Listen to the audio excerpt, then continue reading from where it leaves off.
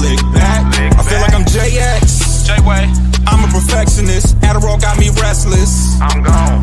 Run with a wild crew, they get reckless. Young boy, come up off that neck. Give me that. To the trends. See a lead, be the band.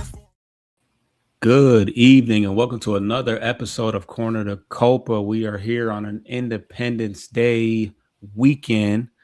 Happy Sunday. And the Detroit Tigers continue their assault on first place teams, above 500 teams. And we knock off 2 series this week, bringing us to 40-50 and 7 games out of first place in our division and 5 back of the last wild card position. We saw a lot of good things this weekend, this weekend and this week as a whole. But what are your takeaways? What did you see this week? The boys showed a little resiliency, especially in the Bronx there when it looked like the one game was going to get away from them. Starting pitching collectively kind of came back for the most part. I think outside of Framber Valdez from a high level standpoint. The kind of the resurgence collectively, if you will, between Carpenter, Green, Dingler. And McGonigal has kind of picked it up in the last week as well after he had a little bit of a lull in June. Kind of boosted their offense here this weekend too, and throughout the week in general, especially between Riley and Green, or Riley and Carey. Those guys had 4 or 5 home runs collectively this week between just the 2 of them. Dingler had another clutch home run in New York as well. So they're getting some timely hitting along with some good pitching overall from start to finish. And it kind of showed what they're capable of if they can keep it mostly together. So some good stuff going forward. We just kind of have to ignore what the game's back number and just hope that by the trade deadline we're within reach for the Harris to be at least a semi-buyer.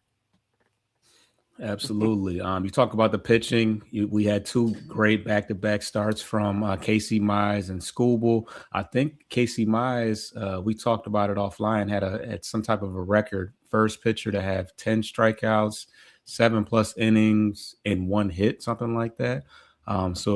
Quite the performance from him. Skubal followed it up. He has been struggling like crazy. I think he still gave up another early home run again.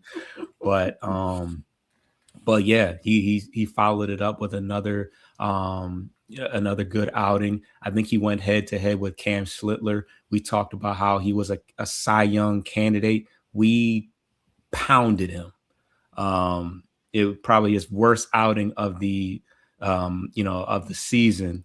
And we outscored the Yankees 22-8. So, we put a boatload of runs in that small stadium, and the Yankees are skidding right now. Who they play yesterday? The Twins. I think they lost it. If I'm not mistaken, they lost to the Twins yesterday, but they're falling further and further back against Tampa Bay. And, they'll certainly be looking for some answers come the trade deadline. So maybe we can kind of, I don't know.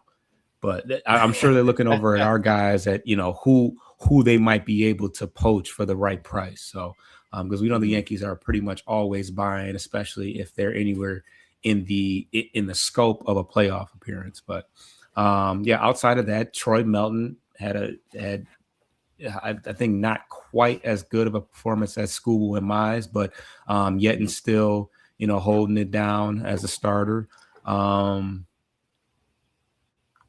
It's pretty much all I have as far. Mize had, I think, 9. I think had 10 strikeouts. Skubal had 9, and Melton had 7. So, it once again just showing us what our team can look like when we have all, when we're stacked up, and even the guys like Flaherty, he has been pretty good as late. We'll talk about it a little bit once we get to the Texas series, but it was a series that and I've said it so many times that we had to have. The Yankees are obviously a team that are currently contending for a wild card position, so to take 3 from them was a pretty big deal. Now let's get to the Texas Rangers series. Game 1 was pretty forgettable. I think we got beat pretty bad. And we knew that a winning streak was only going to last so long after sweeping the Yankees, but we went on to win the next two by a pretty sizable amount. Well, not too big of a sizable amount, but we, shut them out 3-0 in the second game. The key play in that game was the 2-run home run by Riley Green. And then today we went 6-3. He has a home run, misses a home run by inches, ends up being a double. And yeah, proving why he's a 3-time All-Star. Had a crazy diving catch. I don't know if you got a chance to see it, but full extension, Superman mode. We flashed the leather quite a bit. McGonigal had a nice catch on a line drive, and Hyu Lee made a nice play in the hole, going to his right, which is certainly a tougher play than going towards the first base side. But he continues to make the Gleyber Torres situation. I don't think many people are really thinking about him right now.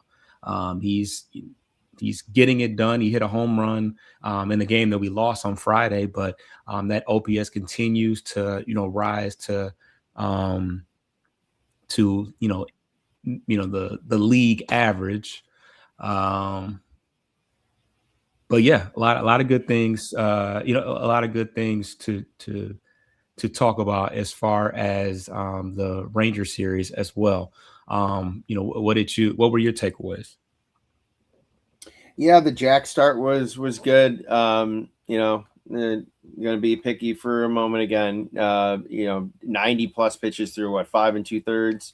So kind of about what he goes for on average now, but he limited I think he had 1 walk and only 3 hits. So he really did not have to pitch around much trouble. I didn't see really much of that game, but that tells me that he went deep into a lot of counts. So he kind of put it on himself, although he was able to retire most of those guys. They didn't reach base like we've seen him do, where all of a sudden he'll have, he might have 7 strikeouts, but he's going to have 4 walks and 5 hits, and he's going to have traffic that he's going to be kind of weaving around. But so, yeah, it looks like he's still trying to figure out a way to put away batters when they're still in a more positive count for him. But it was a good start overall. Needed it. Bullpen needed it, that's for sure. The chase stuff was good to see from him. Continued power offense from Carpenter and Green. Carried right over to Texas. Didn't stop. Dingler with some clutch hits again. It's like copy, paste, repeat. McGonigal had a couple hits in one game in this series, and he got on in each game that he played in. And that's I don't know if we've noticed, probably the first full week, honestly, that AJ's had this structure of lineup together with those 4 pretty much religiously at the top after he had moved Colt back down after his 3-homer game just over a week and change ago. So AJ's still fiddling with the lineup, but however, this week it's paid dividends, and it's pretty clear that he's leaning on the more consistent guys to get on and drive each other in. Absolutely. And one thing that I noticed about the game today, Kumar Rocker, outside of the home run, pitched pretty well. I kind of feel like they pulled him a little premature. They elected to bring the lefty in. I can't remember who got on base, but they elected to bring the lefty in to face Kevin McGonigal, which ended up being the wrong decision because McGonigal ultimately ended up getting a hit. And then Kerry Carpenter triggered the catcher's interference, so that put him on. And then I think right after that was the Riley Green home run, or not the home run, the double off the wall. So they knew they had 3 lefties in a row, but it ended up burning them either way. Obviously the catcher interference is on the catcher. And then, they weren't able to, they completely could not get Riley Green out. They ended up intentionally walking him when he was a double away from the cycle. So all around great game which is, unwritten rule, classless situation. Yeah. But at any rate, it is what it is. We'll take it. And Riley Green, we thought that, and we'll talk about the All-Star situation a little bit more, but he just continues to excel. He's changed his hitting approach a little bit. He's hitting for more average. The power was slow, but we're now seeing, he hit 400 plus feet earlier today. He's starting to, really strike the ball to the pull field, and put some lift on the ball. Because as he nearly knocks out 2 home runs in today's game, and they, ultimately have to, walk him to keep him. And then I think, did Torque get a hit? I want to say Torque ended up getting no, I think he drew a walk on that last one in the 9th inning. Yeah, after Riley was intentionally walked, I think Torque ended up drawing a walk behind him. Yeah. So yeah. A lot to be said for Riley Green. But as far as, just statistics for the week, McGonigal set the table really, really well. Now, these stats are prior to today's game, but he was hitting .264. He had 5 walks, an on-base percentage of .414, with a home run and 3 RBIs. I think he had a home run in the Yankee series, if I'm not mistaken. Zach McKinstry had a pretty solid week, 1 home run, 4 RBIs, .296 average. He's really, really struggled all year long, so it was good to see him kind of bounce back. We talked about it off air. I'm going to steal this one. In Tyler Holton's last 30 days, he's got a 1.46 ERA in 12 innings pitched. Despite the fact that our bullpen has been getting destroyed all year long, he has been a bright spot as of late. His ERA is now under 4. It was not previous to this month. And Cole Keith also quietly had a pretty good series. They highlighted it on the graphic. He's got an .859 OPS versus Texas. Hit a home run on. I think, did we see the? Didn't they? I think we saw this on MLB TV where they talked about the Rangers hadn't given up a hit, and then he jinxed it, and Cole Keith immediately hits a home run. So I jokingly said that, Keith just loves Texas, just Texas pitching in general, because he had the 3 home run game against the Astros. So, so yeah, good to see that from, Cole Keith. And right now, AJ's pressing the right buttons, getting the right guys in the game. And we're looking pretty good. Any closing thoughts about the Texas Rangers series? Not really, but I think another play. I mean, offline how much the flowers I give Montero, and obviously he had that great, amazing 3-inning win in New York after what looked like a sure loss. Because the Lord knows AJ had freaking Kenley Jansen up in the bullpen in the 9th inning, and I was about to lose my hair completely. But Kiter, man, not only in the 9th, but in the 10th, he gave up a walk. He had 2 on, no outs, and didn't let up a single run, and then got to the 11th inning. But enough about Montero. I talk about him enough. I'm gonna give some little love here to Hyu Lee's last 30 days here, hitting .333, slugging .500. He's got 2 home runs, 3 doubles, 6 RBIs, 3 walks. He does strike out a lot, but when he doesn't miss too often, he's putting the ball in contact. I think we've noted about his swing in general from either side of the plate. He swings with conviction, and he is going to drive the ball. So, 368 OBP, again, it's a lack of, discipline in terms of the strikeouts, but 500 slugging and 868 OPS. I mean, he's kind of quietly been right in the middle of things, whether it's been on the front or back end, because we know he's got some issues with the glove, but the bat has really been needed, to the point about Glaber and his high OPS as his time as a Tiger. And just to piggyback off your Kiter Montero stuff, he did record his first save ever. Definitely had a save this week. I think that was Saturday. But Kenley Jansen did close out the game today, which is good to see. But it appears with Jack Flaherty pitching the way he is, and Kiter, stepping right in wherever he needs to be now as a back end reliever, just continues to get the job done. Last 30 days, 2.27 ERA, opponent batting average of 2.07. So he does it all. Let's get to the first break, and then we're going to talk rosters.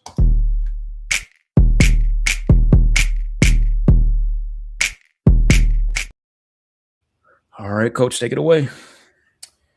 Yeah, so who would have thought that having a good week would also result in probably the lightest 7-day stretch of transaction and injury news they've probably had all year. But hey, that's what's happened here.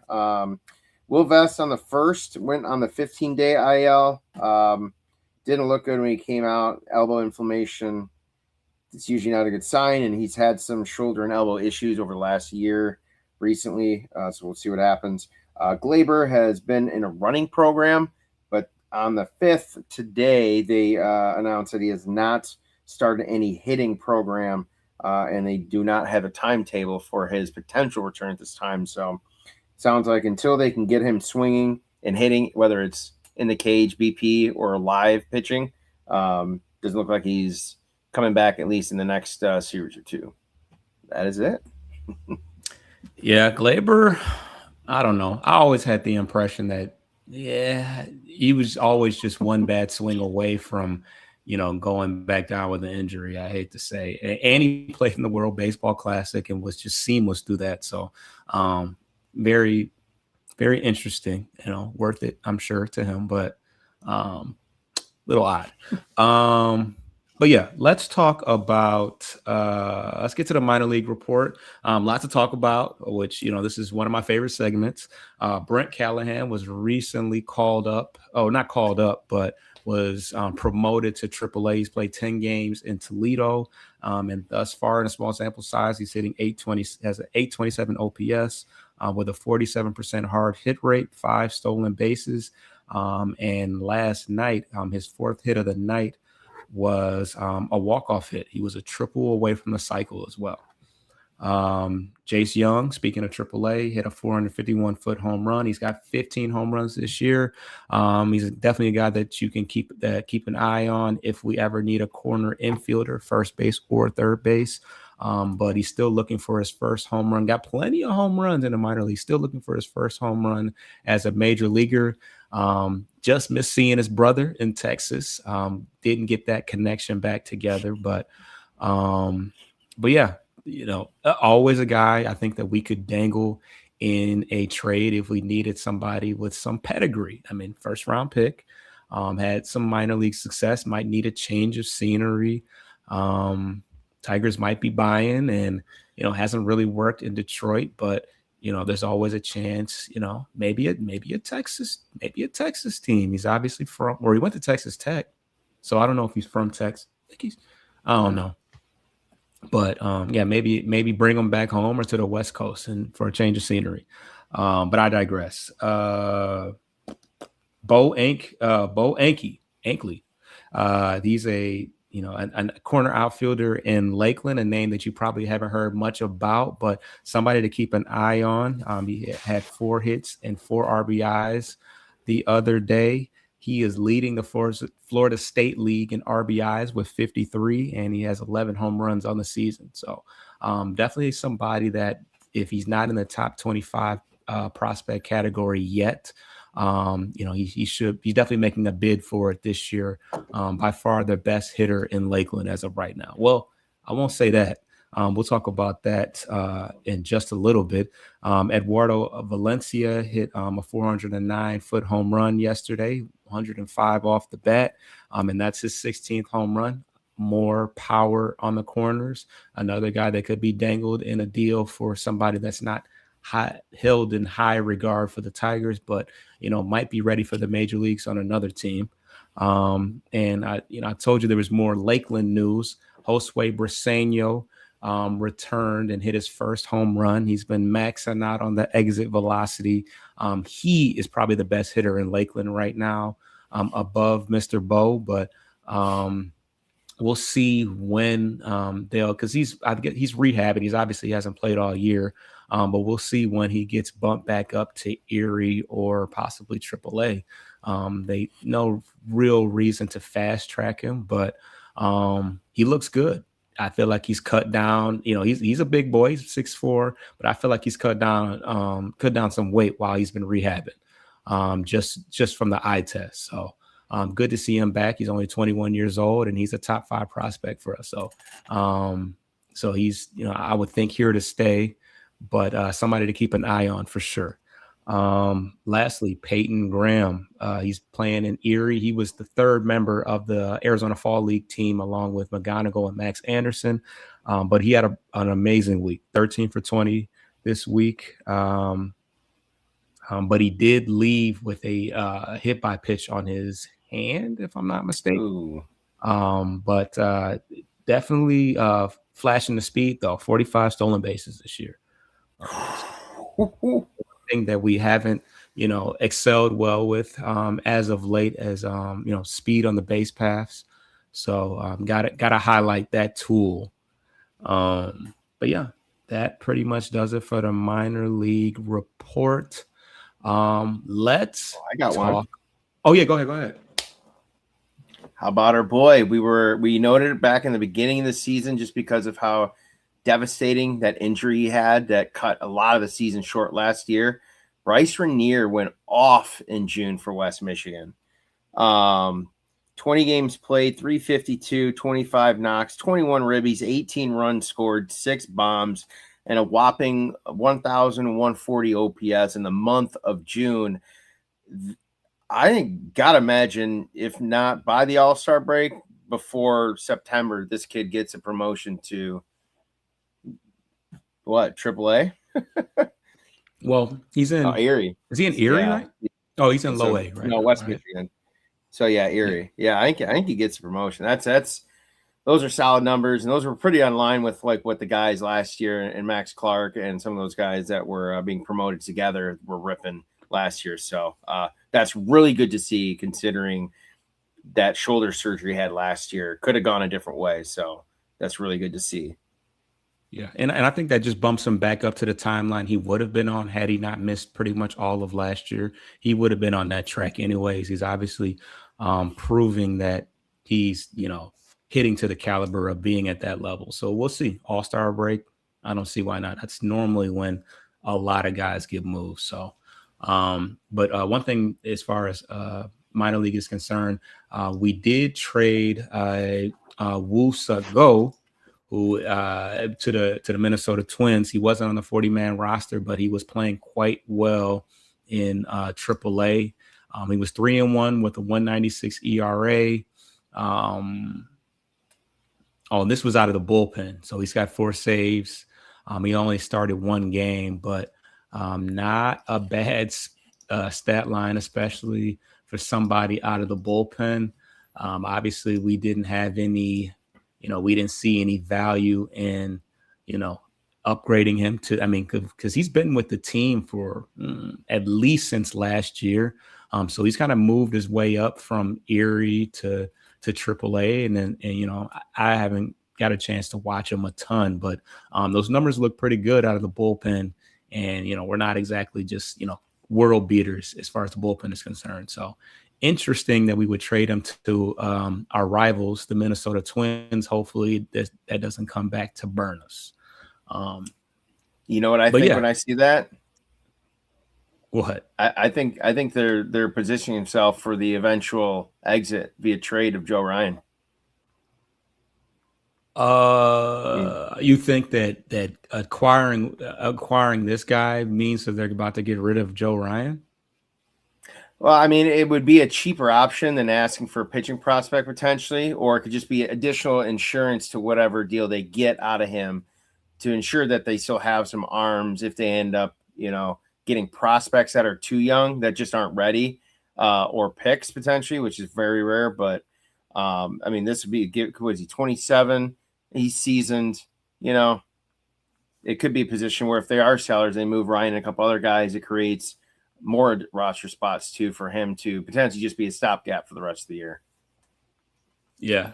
Joe Ryan still, I think, has a couple years of control. Some people thought that he might get moved next year or last year, but yeah, I think he's going to be one of the most sought after arms, and they'll probably get an offer they can't refuse at this point, outside of like your Skubals and Casey Mize, who's been making a lot of noise if you're paying attention to the trade deadline rumors and stuff like that. So, eventually with the Twins not really contending seriously for a playoff run anytime soon, it'll eventually make sense. So, yeah, they will need to stockpile some arms just to get through the season. But for the time being, they're kind of hanging in there. So I think they won the series against the Yankees, although I don't know what happened today, one way or another. So, but You see it in the graphic. We got Riley Green, and we had a couple guys make the All-Star game. We thought that we might not.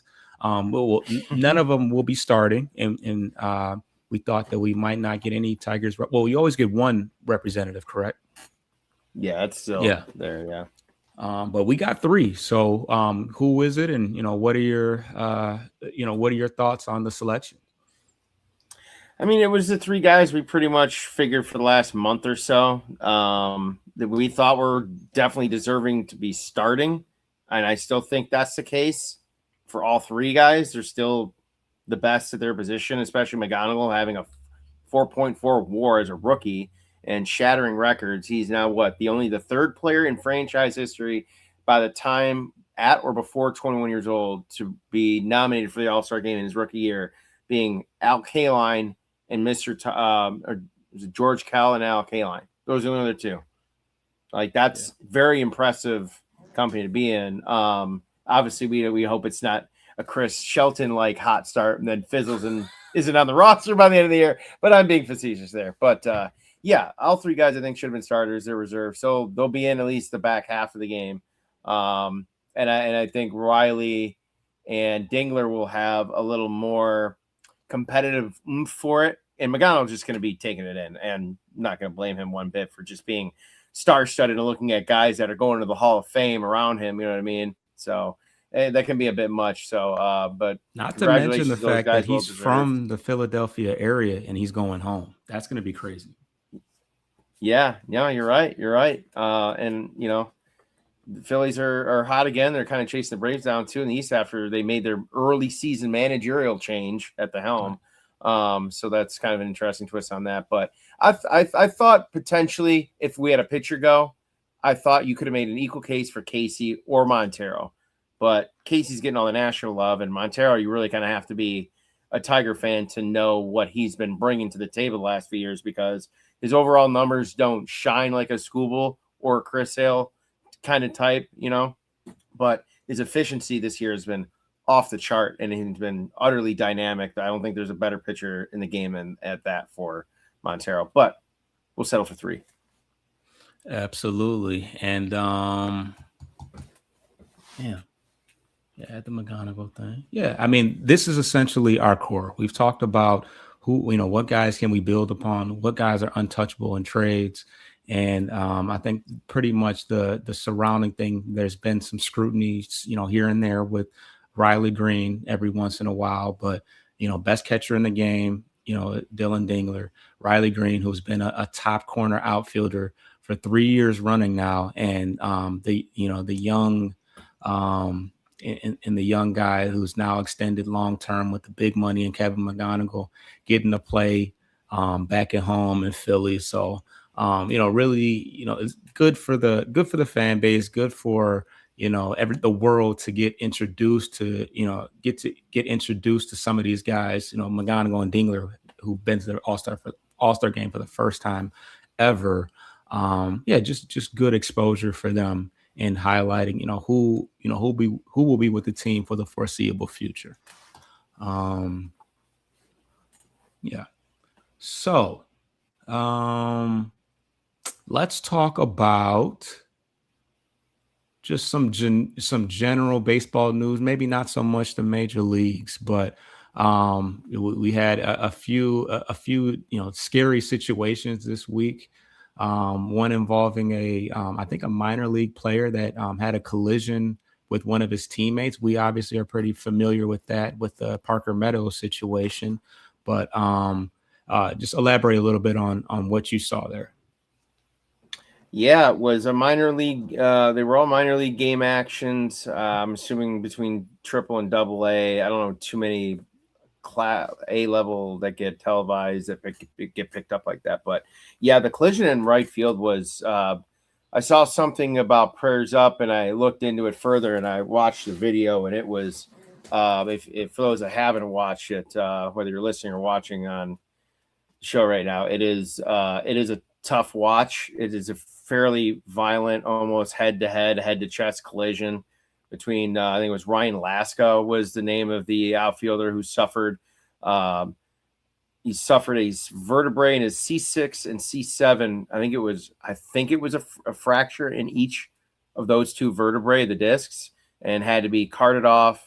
Had to have basically emergency surgery.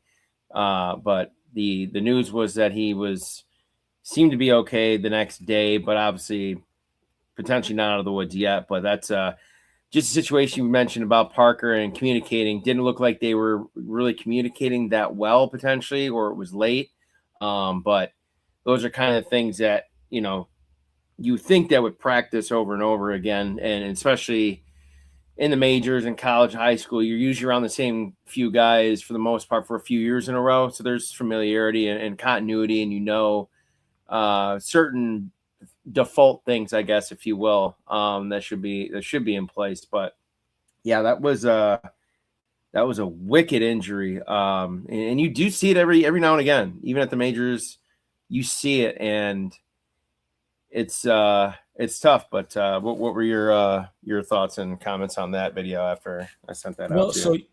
One thing I think that we talked about, you said that you kind of touched on just the physicality of the sport and how the players are getting bigger and faster, younger.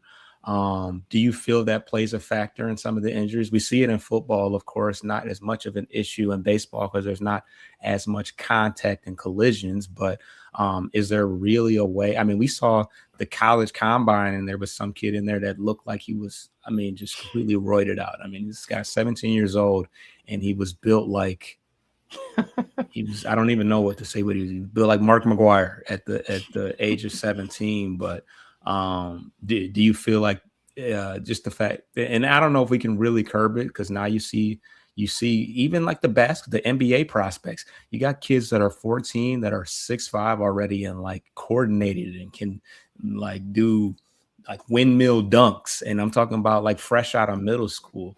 But do you think that is going to the amount of physicality at this point is going to lead to more serious injuries?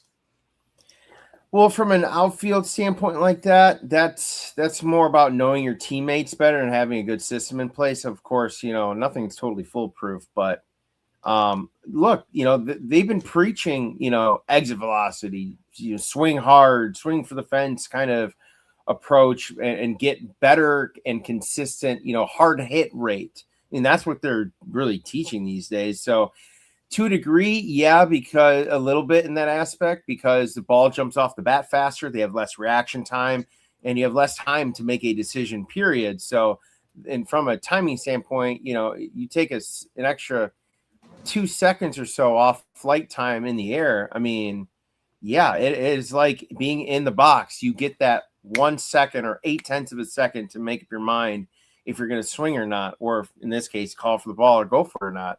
And, thankfully these guys have good medical coverage and everything and make good money. So the risk is obviously worth the reward, but the risk is also equally, they're accepting the injury portion. But it's different for different sports, though, to your point about basketball and football, especially those two sports where that is definitely physical compared to baseball. Now, in terms of size, I can see like infield plays around the bags, where there's more traffic and congestion. Maybe the guys are getting a little more out of control, like you said, faster. So there's more collisions, but I don't really see too much of that myself. It's usually intentionally, if you do, for the most part. But big league club a little different there. But I think the biggest thing, though, in terms of speed and power, has been in the pitching. The litany of arm injuries in pitchers in the last 5 years or so, it's insane, and it's every level. It's high school through the pros. It's kids are getting it, TJ by the time they're almost in high school now. I digress on that, but in terms of injuries and the physicality, it's definitely had a bigger impact on the arms than it has anything else in baseball. Absolutely. And now you're a present day catcher. The other story that we kind of talked about was involving an injury. Did I say catcher? I meant umpire. I mean, you're a former former catcher. You're a present day. I had to think about it. A former catcher, present day umpire. And a lot of the injuries that we see are always on the foul tips or just the pass balls where they nick the umpire somehow. But this particular injury was out in the infield, which is a little bit more, way more rare. But what did you see in that particular incident, and what level was that at? Yeah, I think that was also AA, AAA. So it's going to be probably a 3-man crew. So you've got one guy in the middle of the field taking first and second, and probably your other field guy is down the third base line. If not, then your field guy has got all 3 bases in the middle. But there was traffic on. I think it was bases loaded or first and second. So he was already behind the pitcher in that regard towards second base for any pickoff play at second, but also to be in the middle of the field for a double play ball because there was less than 2 outs.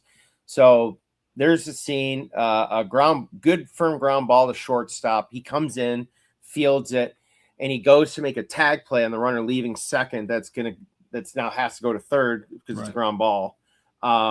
Makes a tag, but I think what happened in the confusion of, the umpire was still standing his ground, waiting to see what the next move would be. It looked like, and I assumed too, that he was going to go right to second base because he was probably about 10 to 12, maybe 14 feet away, fairly close, to try and make that double play attempt. Well, in doing so, when he turned his body to second, he turned his head towards the path of first base and realized, I don't have this guy at all. I only have a shot at first base. And in midair, as he's turning, he's taking his glove out and he rips the ball right at to be across the field of first base and absolutely smokes the hell out of the field umpire right off the dome. I'm pretty sure the ball ricocheted like back behind the catcher. I mean, it was a seed. It was a seed out of his hand, and he wasn't more than maybe 15 feet away from him because he's that close to watch the plays in general around the second base area. And by the time he let that ball rip, he was probably right at the cut of the grass and the dirt on the inside of the baseline. So he was right almost within 15 feet of that umpire, and he let it just rip, and he caught it right off the dome. Had to be carted off. I haven't seen anything about an update, but man, he put him down quick, and that's a scary situation. And I know I told you offline, that is definitely a big fear of mine. I've come close once or twice did the Keanu Reeves Matrix, almost blew out my knee, unfortunately, at the same time, trying not to get hit in the head. But right. Yeah, give me getting hit behind a home plate with all my gear on. I mean, I've had a couple concussions, that's for sure, but there's nothing like getting your bell wrong with no protection on, let me tell you. Yeah, and I mean, you see it sometimes. You see the umpires ducking out of the way, and we're talking about a shortstop, and we're talking about a nearly major league shortstop. So, dude's got a cannon, and he probably did not hold back on that throw. So, that could not have felt good. But yeah, it can be dangerous. It can be just as dangerous for the umps as it is for the players out there, and so you hate to see it. But yeah, definitely a part of the game, unfortunately. So that's that. Let's get to the last break, and let's see what we got going on the other end of that.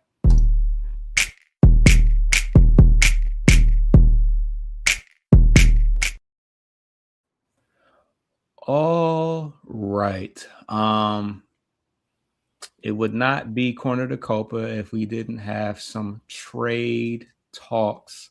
Obviously with the Tigers, continuing to stay in contention and be in the mix a little bit, I'm continuing to put my feelers out there and see, what direction we could go in, what can, put us in a position to be a stronger team come July, August, October, September, and then October. I forget September.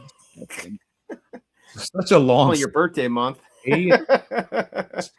A really long season. So we're you say we're running out of games, but we just hit the halfway mark.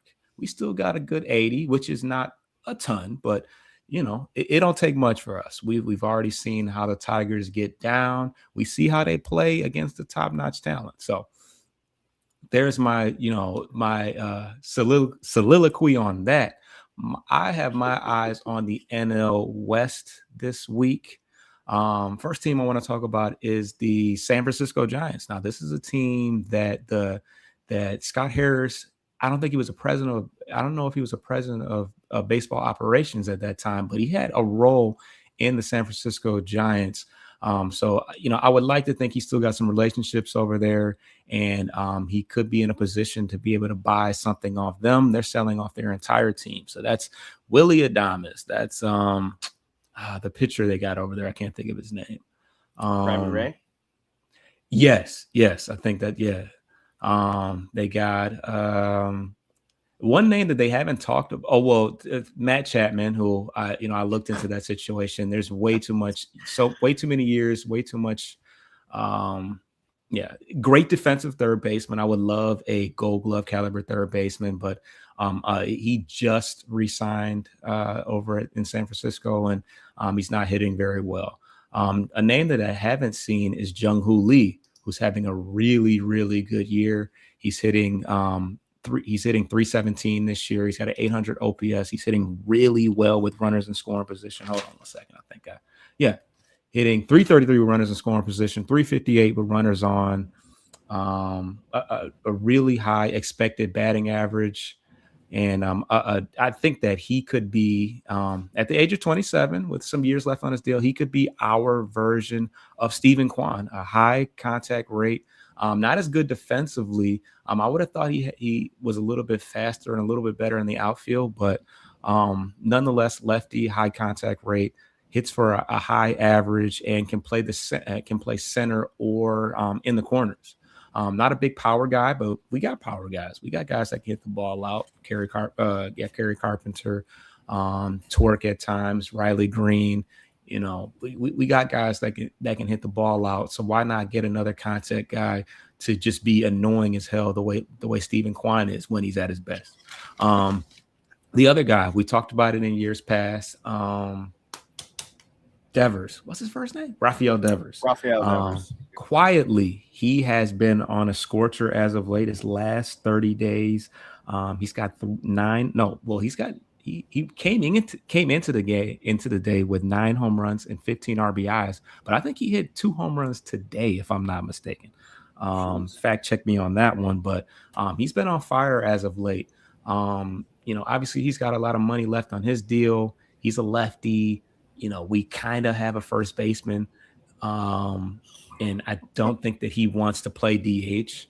I think he would prefer to play first base, but he puts some legitimacy. He puts a little bit of fear into pitchers, into a lineup that, by playoffs, by the end of the playoffs, we had nobody to fear besides Kerry Carpenter. So I know they're trying to get off him as soon as possible, but I think that he will put some legitimacy in our lineup. And yeah, he's been on a tear as of late. So that's pretty much what I have as far as he's got 18 home runs this year. He's got an OPS of 796. So he's on fire. And he sprays the ball all over the outfield. And I think that he would play his hitting tool would play really well in Comerica Park. Outside of that, Colorado Rockies. We talked about it offline, but they have a lot of a couple different options as far as the corner outfield is concerned, and that's definitely an area that we can get better at. Mickey Moniak and Jake McCarthy, they're both having really, really good years. They don't fit the timeline for the Colorado Rockies because they're a bit older, and at this point they might as well stockpile as much talent as they can get because we don't know when the Rockies will be ready to contend again. They play in an extremely difficult division, but outside of that, they have some really big arms as well. One guy that jumped out at me immensely is, what is his name? Dang, I had it somewhere. I'm gonna find that. But what are your thoughts? What are your thoughts about the Giants guys that I talked about? Devers is kind of the only one that's a little concerning. To your point, he's still carrying a lot per year for being just a hitter only. And we know that Torkelson's the worst defensive or first baseman in all of baseball right now. So literally anyone at first base would be an upgrade offensively. But I think more importantly, though, it's the offense that position requires traditionally. Devers has been so hot and cold ever since his departure from Boston. I mean, he just had the tantrum earlier this week where he had to apologize for not wanting to come out in the ninth inning to be pinch run for him. Like, bro, you were fat and slow. Sure. Your run is important, but you ain't stealing second base, my man. That's what they need the wheels for. And he stood out there for about 45 seconds. Manager had to come out halfway. It was like a child. Like, all right. Don't make me come out there. To your point too, he's a lefty, and we are gluttonous with left-handed bats in this lineup in general, even on the 40-man. So I don't see the justification unless the Giants are gonna willingly take a chunk out of his money that's owed to help us out. But then again, they would though. Honestly. But if you do that, they're gonna ask more back in prospects. It's generally how that give and go works. You don't want to chip in. All right, well, we're not going to give you as much for prospect because we're on the hook for whatever it is. What is he on the left? What has he got left for? Like 4 at 140, 180, somewhere in between there. Something crazy. I mean, it ain't chump change, that's for sure. But so yeah, and of course, all the good corner outfielders, they're all left-handed. Like I said, not all the good ones, but talking about Jake McCarthy and Mickey Moniak, they're both left-handed hitters. But I talked about they had a lot of hard throwing guys out of their bullpen, and this guy really jumped out at me. Last year, the Yankees were able to trade a couple low end prospects to go get Jake Bird, I think his name was. Out of their bullpen. And they even in the wintertime, that's how they were able to get Ty Rumfield at first base. They were able to sell off one of their bullpen guys. But one of the few left that's had some success is Antonio Senzatella, who's 8-0 this year with a solid 3 ERA. I think that if we were looking for a big arm at the back end of our bullpen to go with who we have right now, this guy's 31 years old, once again, doesn't fit their timeline, older guy, might as well give him an opportunity to win somewhere. You see his fastball velocities in the 87th percentile. His average fastball is 97. But he's got a pretty large pitch mix. A lot of fastballs, so 4-seam, cutter, sinker, which are pretty much all fastballs. But yeah, I mean, the market on bullpen arms, as far as the Rockies are concerned, can't be too much because the Yankees didn't give up anything crazy to go out and get a guy like Jake Bird. So I think that we could definitely snag him, snag a guy like Antonio for not that much, but. And I'm sure you probably never heard of him, honestly. Just only in the last couple months have I really kind of been keen to him. But it's kind of crazy how many guys there throw hard. Yet, it's pretty difficult to get guys out. But what do you think about this guy? He's been in the league for 10 years. I never had to have been a starter. Well, no, maybe he wasn't a starter. But, what are your thoughts about us taking a look at this guy? It'd be interesting, that's for sure. It kind of fits AJ's profile. He's over 38 years old. So right off the bat, he qualifies the first Leonardo DiCaprio barrier, if you will, as far as age. Good stuff. I mean, we've had some inconsistent, basically, if you think about it, Will Vest and Bo Brisky have basically been MIA since like the back end of last year. And we had relied on them both 2 years ago in 2024. So between that and Finnegan being touched up every now and again, and Jansen's just your ticking time bomb, basically. Every other outing, you're just hoping he doesn't give up another grand slam. But, I mean, there's got to be some change. And frankly, if Jansen wants to win and chase another title and it's not kind of working out here, even though we might be a fringe buyer, I think it'd probably be best interest to move him to another team and then bring in a guy like this to kind of help, because let's be real, a lot of these guys like Brisky, Vest, and Holton, the tape's out on them. The scouting report's out. Teams can plan a little bit better for him. And then it's shown. Holton's had a solid year, that's for sure. Other guys are still dealing with injuries, and that hinders your momentum. You start putting good outings together, you start feeling good, you know. I'm still, I mean, his Savant Page this year is not great, but if you look at his box line scores, and I was on him last year for them to get him as Pirates reliever Dennis Santana, who took the infamous swing at the Tiger fan last year at Comerica Park while in the bullpen. Another guy right around the same age range, but look at the last 2 years though of numbers, and if you look at his box line stats for this year so far, he'll put together 4, 5, 6 clean outings, and then he'll get touched up for 2 or 3 runs. And he kind of repeats that process this year. So the Savant doesn't do him justice, I think, because I know Pittsburgh's kind of been slowly declining. I know Skeens has been roughed up too recently. Yeah. So that might open up some availability for guys like, another one that I know we've talked about before he signed with Pittsburgh, even at the deadline last year, was Ryan O'Hearn, right fielder. I know would be an intriguing choice, but I think that would also be dependent on someone like a Kerry Carpenter going out in order to make a spot. So, but those are just the two I have in mind going forward, in addition with your guys. But I think that Rockies reliever would be a very good value piece for sure. That screams right up Harris's kind of general targets. Yeah, and unfortunately, O'Hearn's another lefty, but he's having a pretty good year. He definitely had an IL stint. It still has pretty good numbers. It's kind of crazy how Pittsburgh has now been a team that scored a decent amount of runs. You look at the box score right there, 11 runs today against the Nationals. But Dennis Santana definitely had a couple. The last 2 years were definitely pretty good. I don't think he's certainly not off limits for Pittsburgh, especially since he's been struggling. But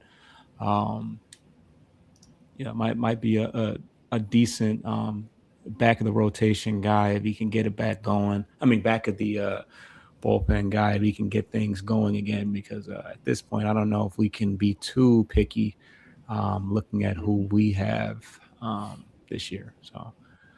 That pretty much will wrap up the trade deadline stuff. Will definitely be a talk in progress over the next month or so. Just want to get you guys in tune with some folks that could possibly be on our radar. I don't know. I'm not an insider or anything, but just some guys that I would be interested in personally. But we're at the 50-minute mark. Let's talk probables. What we got going on? Who we got coming up next? Yeah, so after they had the weird 3 games in 4 days in Texas with their required day off after playing for 15 straight days, they will get a travel day tomorrow. They come back home for 2 games before they wrap up for the All-Star break week, starting a week from tomorrow in the city of brotherly love, Tush Push City. I will call them the Oakland A's until they actually move to Vegas. The A's come to town. Tuesday will be Scoobel against Springs. Wednesday will be Melton against Gin. Thursday will be Framber against Perkins. And then they turn right around the following Friday and welcome the red-hot Philadelphia Phillies into town. And, boy, let me tell you, on paper at the beginning of the year, this would have been a World Series-type matchup of starters on paper. Friday, well, with my exception of Friday, I would have been having someone else other than Jack. But Flaherty's pitching Friday night against Aaron Nola. Casey Mize was pitching Saturday against second odds-on favorite Chris Sanchez. And Sunday, the matinee is also between a couple of former Cy Young winners in Scoobel and Zach Wheeler. So, boy, if you want to talk about beating the best at their best, I know we kind of bullied the Yankees, and they were in a bit of a downslide themselves. They've been streaky, but, boy, not going to overlook the A's. Obviously, that's still a good, talented team. But, boy, I tell you, taking 2 out of 3 from Philly, or hell, even sweeping them, kind of like what the Mariners did to us right before the All-Star break in our own building, that'd be nice to return the favor to someone this time. Yeah, that's definitely going to be must-see TV for sure. A lot of good pitchers. We kind of joke about Jack Flaherty, but he's been decent. He's been serviceable, competitive since coming off the IL. So We'll see about that. But yeah, Phillies are right in the thick of things as far as the wild card is concerned. They've won 6 of their last 10. So yeah, it definitely should be a battle. And yeah, if we can knock the Phillies off, at least take 2 or 3, if not sweep, that'll be massive. That'll really, I think that'll pretty much solidify the direction we should be heading in. Just as far as the competition of pitchers, and the Phillies have had their struggles offensively, but it's still a talented group. I mean, Bryce Harper, Alec Baum, Schwarber. I mean, how did I forget? Lead the league in home runs all of a sudden. Yeah, Trey Turner's on Phillies, right?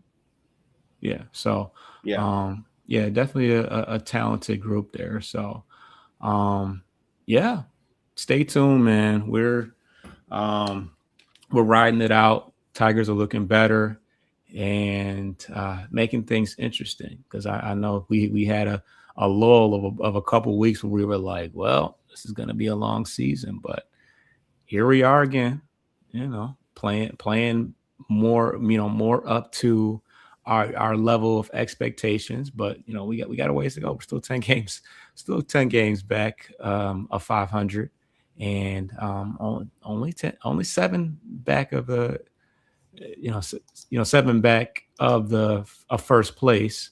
And as of right now, hold on. Yeah, only that'll one be the of 2 tougher teams. number, just because both teams are at the top in Chicago and Cleveland. So that'll be versus just chasing a singular team at the top, or chasing them both at the same time. Yeah, for sure. And what does it say here? Last 10. Yeah, most of us, except for the Royals, we're all about 6-4, 5-5 in our last 10.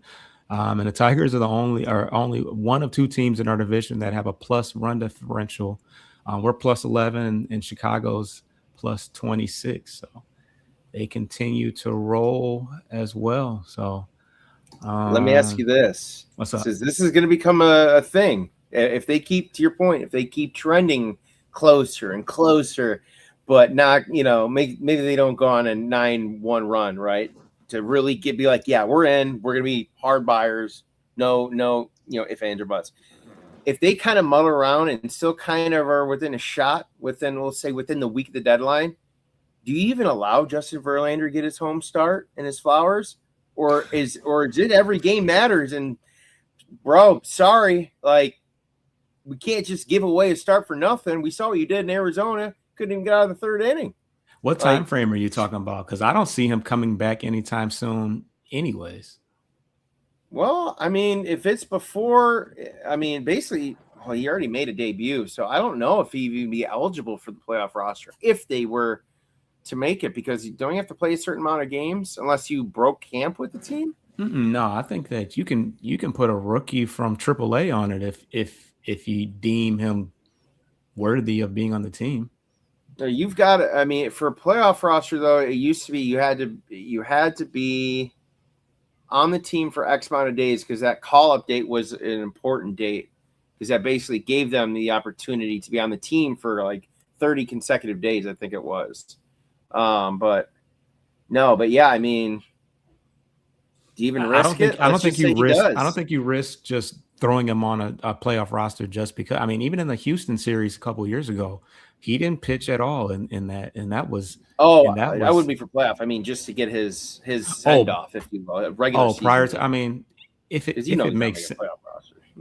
All right. If it makes sense, but I don't think you push it. I think hopefully we're buying some arms, and he's damn near the odd man out, because we went out and got Dennis Santana and a couple other guys. So you don't push it. The dude is making 15, and he's not making it all 1 year, but he's an expensive player coach right now. That's plenty, and he's around. You see him I saw him in the dugout today. He's around, he's present. He doesn't even look like he's thinking about pitching right now. He's just kind of taking it all in and enjoying it. So hopefully he can be a part of the, just the excitement and because it's got to be giving him something to be around these young guys. He's got guys on his team that are half his age. If he's 42, Kevin McGonigal is 20 years old, 21 years old. Yeah, so yeah.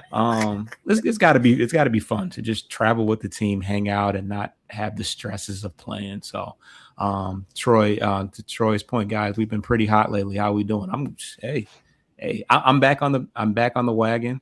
I jump on and off, just depending on what's going on. But yeah, 6, 7 games, and I'll drop a hot take right now. I'm gonna tell you right now. If we make it, or I almost want to say by September 1st or call up. Outman's gone and Max Clark is up. Yeah, I mean, Outman's been cool. He hit a home run. I don't know if it was this week, but and he's been playing New York. Yeah, he hit one in New York. Right, that's what it was. Yep, in New York. But everyone hit one in New York, kind of. So, but yeah, I mean, he's been serviceable. He's been playing some pretty good center field. He runs the bases really well, which is, I'm sure they love as well. But yeah, I highly doubt and I hope that they're not sitting here like, we could bring Max Clark up, but what are we going to do with James Outman? Like, I hope that's not the thought process. And, we saw the impact that Kevin McGonigal has been on the team. I mean, this guy went from, does he get sent down to manipulate his service time to an all-star and extended, 6 years out. So he's been that good. So, Max Clark could be that same, impact, but he's just got to remain doing what he's doing. And the time will come, in due time. So I'm not super keen on rushing it. I was more keen on it when we were falling apart and it was like, hell, why not? Who gives a shit? But right now we're competitive. Outman's kind of, meshing well at the bottom of the lineup. I still hope that if it's not Max Clark, at least go out and get a corner outfielder at the break, at the trade deadline, because you're still, Outman's not an everyday player. He's still a 4A guy, if we're being real, but he's serviceable. So I think it would make sense for Clark if you anticipate that Parker is not going to be able to come back at 100%, then there'd be no point rushing it. Now you really would need a permanent center fielder, at least for the rest of the year. But I think if that were the case, it'd be a nice blend platoon with Max and Matt Vierling going righty lefty there. Righty lefty, yeah. Not to mention the fact that Wenceel Perez is likely out for the year too, so that creates extra room in the outfield. Troy says Outman is good on defense, which we were horrible at to start the season. That's true. We definitely had our woes. Well, not from Parker Meadows anyway. Yeah, that's true. Until he almost took out 2 for the price of 1. Because how messed up would it have been? Never mind. I don't even want to talk about that. But hey, I don't see Javi in center field, so I'm fine with it. Yeah, Javi. Yeah, it's crazy. It's crazy how many center fielders have gone, or potential center fielders have gone down this year. So, yeah, I don't know where he found Outman or how he even knew who he was, but he's been a bit of a godsend too. He's played above average center field play. I'll say that. Another lefty, unfortunately, but yeah, subscribe to the channel. The channel's definitely been getting a lot more traffic as of late, especially since the NBA draft. But we cover Tigers too, as well as the Lions. So tune in. We cover a lot of Detroit sports. We're going to keep you up to date on everything, and we're bringing you this show every Sunday, rain, shine, sleet, or snow. So stay tuned and check us out next week. We got another action-packed show. Sir. We got one more comment. Oh, yeah. He said, we've been hovering around 5 games out of playoff spot for a while. Yeah. More work to do. It's hard to get, get back to the top after you were in the dumps of the AL Central, which is the weakest division. So a little sad. But appreciate you, Troy. Love the Tigers show, guys. Thanks, and go Tigers. Absolutely. Appreciate you. Let's get up out of here. Peace. Damn, where's the outro?